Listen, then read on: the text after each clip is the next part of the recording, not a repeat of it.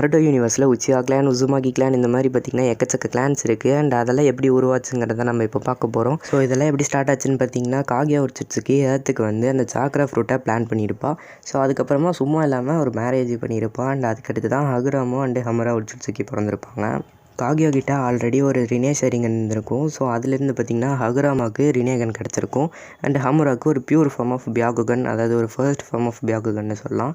So அது கிடச்சிருக்கும். So இந்த காகியா பற்றின உண்மையெல்லாம் தெரிஞ்சதுக்கப்புறமா ஹகுராமா அண்ட் ஹமுரா 2 பேருமே சேர்ந்து காகியாவை சீல் பண்ணியிருப்பாங்க. ஸோ அதுக்கடுத்து தான் வந்து ஹமுராவும் அப்படியே காகியாவை சீல் பண்ண இடத்துக்கான 3K அப்படியே போயிடலாம் அப்படின்னு சொல்லிட்டு போயிடுவான்.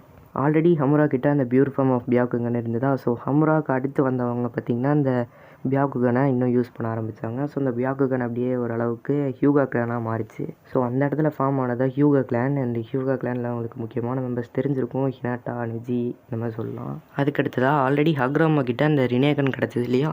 ஸோ அதிலிருந்து yin and yang half of chakras வந்துட்டு அசுரா அண்ட் இந்திராவுக்கு பாதியாக செப்பரேட் ஆகிருக்கும். ஸோ ஆல்ரெடி காகியா கிட்ட ரினே ஷேரிங்கன் இருந்திருக்கும். அண்ட் அதிலிருந்து கம்மியான ஃபார்ம் தான் அந்த ஹகுராமா கிட்ட இருந்த ரினேகன். ஸோ அதிலிருந்து கம்மியாகி பார்த்திங்கன்னா ஷெரிங்கனா இந்திரா கிட்ட கிடச்சிருக்கும். ஸோ ஷெரிங்கன் இருக்கிறது யாருன்னு உங்களுக்கு தெரிஞ்சிருக்கும், உச்சிஹாஸ் தான். ஸோ இந்திராவுக்கு அடுத்து வந்தவங்க தான் அந்த உச்சிஹாஸுங்கிறவங்க. ஸோ இந்திராவை பற்றி பார்த்தாச்சு. அதுக்கடுத்து இந்திராவோட பிரதரான அசுரா அண்ட் இவங்க கிட்ட பார்த்திங்கன்னா டோஜுட்ஸ் எதுவுமே இருந்திருக்காது. ஸோ அந்த ரினேகன், ஷெரிங்கன் இந்த மாதிரியான எதுவுமே இல்லாமல் ஸோ அதுக்கு பதிலாக இன்டென்ஸ் அமௌண்ட் ஆஃப் சாக்ரா இருந்திருக்கும், அதாவது அதிகமான சாக்ரா. ஸோ இது வந்துட்டு அசுரா கிட்டேருந்து நம்ம ஃபார்ம் ஆனவங்க இந்த செஞ்சு அண்ட் உசுமாகி கிளான். ஸோ இந்த காரணத்தினால தான் உசுமாகி கிளான் கிட்ட எக்ஸசிவ் அமௌண்ட் ஆஃப் சாக்ரா இருக்குது. அண்டு செஞ்சு கிளானில் வந்தவங்க தான் பார்த்திங்கன்னா இந்த ஹஷிராமா அண்ட் டோபிராமா. ஸோ இதனால தான் செஞ்சு கிளான் கிட்டேயே அதிகமான சாக்ரா இருக்குது, இன்க்ளூடிங் ஹஷிராமா. அண்ட் இந்த செஞ்சு அண்ட் உசுமாகி கிளான் ரெண்டுமே அசுரா கிட்டேருந்து ஃபார்ம் ஆனவங்க அப்படிங்கிறது. ஸோ இந்த 2 கிளான்ஸ்க்குமே நல்ல ஒரு ரிலேஷன் இருந்திருக்கு, அதாவது இன்டர் கிளான் மேரேஜஸும் நடந்திருக்கு. எக்ஸாம்பிளுக்கு நம்ம ஹஷிராமா அண்டு மிட்டோ உசுமாகிக்கு வந்து மேரேஜ் நடக்கும். ஸோ இந்த கோனோஹா வில்லேஜ் ஸ்டார்ட் ஆகி ஃபர்ஸ்ட் ஓகாகே இருந்தது ஹஷிராமா. அண்ட் அது மட்டும் நிஞ்சாஸோட ட்ரெஸ்லாம் பார்த்தீங்கன்னா பின்னாடி உசுமாகி கிளானோட சிம்பிள் இருக்கும். ஸோ இந்த மாதிரி தான் முக்கியமான இந்த ஒரு 4 கிளான்ஸுங்கிறது உருவானது, செஞ்சு, உசுமாகி, உச்சிஹா அண்ட் ஹியூகா. அண்ட் இது மட்டும் இல்லாமல் மற்ற வில்லேஜஸில் இருக்க கிளான்ஸ்லேருந்து எல்லாமே பார்த்திங்கன்னா இந்த ஒரு செட் ஆஃப் கிளான்ஸ்லேருந்து தான் ஃபார்ம் ஆனது.